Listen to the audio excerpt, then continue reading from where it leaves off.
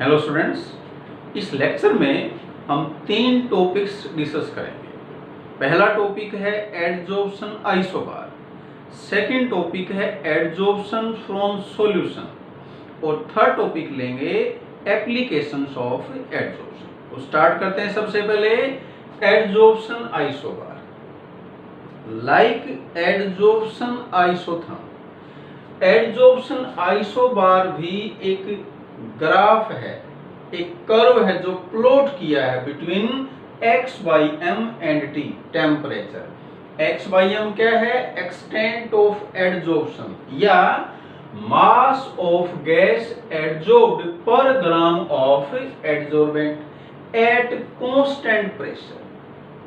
तो ये जो कर्व आता है इसको हम बोलते हैं एडजॉर्प्शन आइसोबार। यहाँ पर x है मास ऑफ एडजॉर्बेट और m है मास ऑफ एडजॉर्बेंट। ये दो ग्राफ हमने यहाँ प्लॉट कर रखे हैं, दो आइसोबार हैं। ये टर्म्स हमें क्लियर होगी। आइसोबैरिक कब कहते हैं? जब प्रेशर कांस्टेंट हो। तो यहाँ प्रेशर कांस्टेंट है। तो in case of physical adsorption या फिजिजॉर्प्शन, एडजॉर्प्शन है वो टेम्परेचर इंक्रीज होने के साथ क्या हुआ? डिक्रीज। ये नॉर्मल है, ये हम ऑलरेडी एक्सप्लेन कर चुके हैं। क्या बताया था इसमें? क्योंकि फिजिजॉर्प्शन एक एक्सोथर्मिक प्रोसेस है, इसलिए टेम्परेचर इंक्रीज करेंगे तो एडजॉर्प्शन क्या हो जाएगा? डिक्रीज। सेकंड केस है, ये थोड़ा अनयूजुअल है। सेकंड केस किसके लिए है?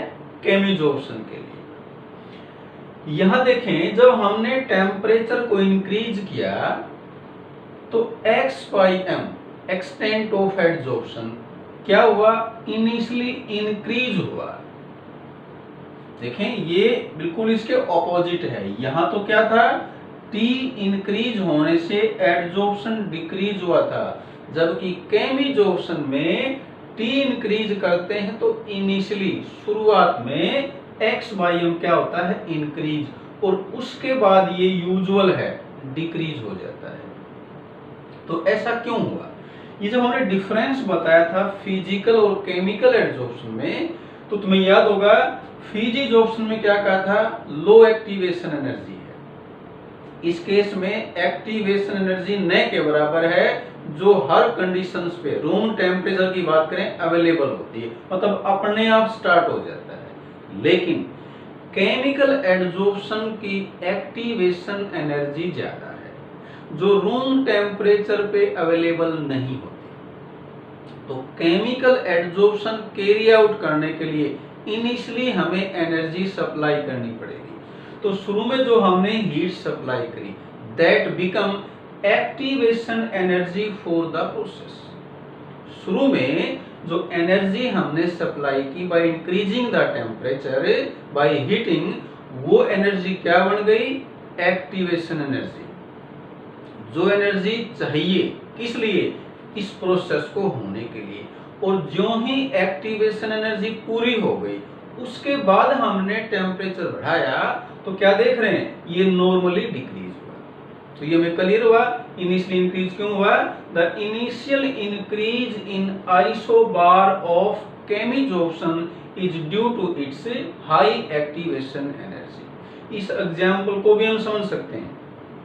हमने कार्बन ले रखा है, ओपन में रख दिया, तो जितनी भी गैसेज हैं उस कार्बन के सरफेस पे एडजॉर्ब हो जाएंगी फिजिकली, क्योंकि वंडरवाल फोर्स होगा। अगर हमने उसको हीट किया तो ऑक्सीजन गैस अब कार्बन के सरफेस पे एडजॉर्ब होगी इन फॉर्म ऑफ CO2। तो लो टेम्परेचर पे जो फिजिकल एडजॉर्प्शन था, हाई टेम्परेचर पे क्या बन गया? Chemical adsorption. तो क्योंकि like other chemical reactions, chemical adsorption के लिए भी एक्टिवेशन एनर्जी चाहिए और वो उसे कम मिलेगी जब हम उसको हीट सप्लाई करेंगे। इसलिए इनिशियली इसमें क्या हुआ? इंक्रीज। नेक्स्ट आते हैं एडजॉर्प्शन फ्रॉम सॉल्यूशन। हमने जो फ्रेंडलिक एडजॉर्प्शन आइसोथर्म डिस्कस किया था उसमें एडजॉर्प्शन कहां से था? वो गैस से था, सॉलिड एडजॉर्बेंट था, और गैस क्या थी, एडजॉर्बेट। यहाँ अपने पास एक सॉल्यूशन है, एक बार पढ़ें इसको फिर एक्सप्लेन करते हैं। ए solid adsorbent can also adsorb solute. Solid adsorbent है, जिस तरीके से उसने गैस को एडजॉर्ब किया, सिमिलरली वो सॉलिड और लिक्विड को भी एडजॉर्ब कर सकता है। कहां से, सॉल्यूशन से।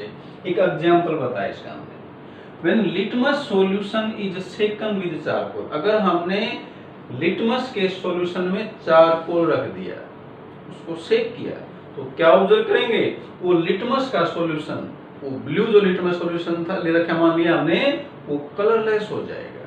क्यों ऐसा, क्योंकि ब्लू लिटमस के अंदर जो ब्लू डाई थी, डाई क्या होती है, ऐसा सब्सटेंस जो दूसरे सब्सटेंस को कलर प्रोवाइड करने के लिए यूज किया जाता है।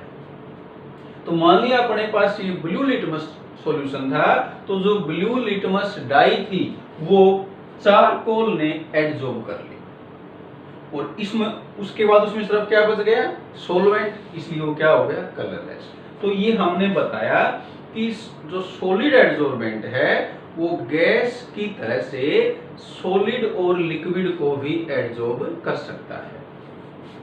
ये किन फैक्टर्स पे डिपेंड करेगा, जैसे फैक्टर्स एडजॉर्प्शन फ्रॉम गैस थे, लगभग वही फैक्टर हैं। क्या क्या फैक्टर थे, nature of adsorbent, nature of adsorbate, temperature, ये लगभग वैसा ही है। टेम्परेचर के क्या है, ये इनवर्सली प्रोपोर्शनल, जैसा फिजिजोफ्स ने बताया है, क्योंकि एडजॉर्प्शन एक्सोथर्मिक प्रोसेस है। टेम्परेचर इंक्रीज करेंगे तो एडजॉर्प्शन डिक्रीज हो जाएगा। तो टेम्परेचर का क्या इफेक्ट हुआ, with increase in temperature adsorption decreases, वो चाहे गैस का है, वो चाहे सॉलिड का है, चाहे लिक्विड का है। थर्ड है सरफेस एरिया ऑफ एडजॉर्बेंट। पता है हमें, जितना एडजॉर्बेंट का सरफेस एरिया ज्यादा है उतना एडजॉर्प्शन ज्यादा होगा। फोर्थ है कंसंट्रेशन ऑफ सॉल्यूशन। ये जो एक्सप्रेशन है ये सिमिलर है किसके, फ्रेंडलिक एडजॉर्प्शन आइसोथर्म। क्या डिफरेंस है, वहां गैस थी तो गैस का प्रेशर था, यहाँ सॉल्यूशन है तो सॉल्यूशन की क्या है, कंसंट्रेशन। बाकी लगभग वैसा ही है ये। इसमें x/m है मास ऑफ सोल्यूट एडजॉर्ब पर gram of adsorbent, k constant है, c कंसंट्रेशन है। तो इसकी अगर हम वैलिडिटी चेक करें तो जैसा फ्रेंडलिक एडजॉर्प्शन आइसोथर्म एक्सप्लेन किया था, ये लगभग सारा सिमिलर है। नेक्स्ट स्टार्ट कर रहे हैं एप्लीकेशंस ऑफ एडजॉर्प्शन। कुछ मेन एप्लीकेशंस यहाँ हमने इसमें एक्सप्लेन की हैं, एक्सप्लेन करेंगे। फर्स्टली हमने गैस मास्क, जैसे कोल माइंस में जो काम करते हैं वो मास्क पहनते हैं। उन मास्क में क्या होता है, सूटेबल एडजॉर्बेंट या मिक्सचर ऑफ एडजॉर्बेंट होता है। तो जो एडजॉर्बेंट है वो वहां से पॉइजनस गैसेज को एडजॉर्ब कर लेता है। अब माइंड में क्वेश्चन आता है कि पॉइजनस गैसेस को ही एडजॉर्ब क्यों करेगा, क्योंकि जो पॉइजनस गैसेज हैं लाइक मीथेन, उनके मोलिक्यूल्स में स्ट्रॉन्ग फोर्स होता है। ये हमने ऑलरेडी एक्सप्लेन कर दिया कि जितना गैस मोलिक्यूल्स में फोर्स स्ट्रॉन्ग होगा उतना ही उनका एडजॉर्प्शन ज्यादा होगा। तो एटमॉस्फेयर से वो स्मॉल गैसेज की कंपैरिजन में, स्मॉल गैसेज जैसे ऑक्सीजन, नाइट्रोजन, उनके बजाय जो बड़े मोलिक्यूल्स वाली गैसेज हैं लाइक मीथेन, उनको एडजॉर्ब कर लेता है और ब्रीथिंग के लिए एयर को प्यूरिफाई कर देते हैं। ये हमें एक पहला पॉइंट क्लियर हुआ, गैस मास्क किस पे बेस्ड हैं, एडजॉर्प्शन पे। सेकंड है production of high vacuum. Vacuum mean absence of air. हम एयर को रिमूव करते हैं by using vacuum pump. Vacuum pump से एयर रिमूव करने के बाद भी ट्रेस अमाउंट ऑफ एयर, बहुत थोड़ी सी एयर भी अगर बच जाती है तो उसको रिमूव करने के लिए हम क्या यूज करते हैं, चारकोल। चारकोल क्या करेगा, जो बची हुई एयर है उसको एडजॉर्ब कर लेगा और वहां पर क्या आ जाएगा, हाई वैक्यूम।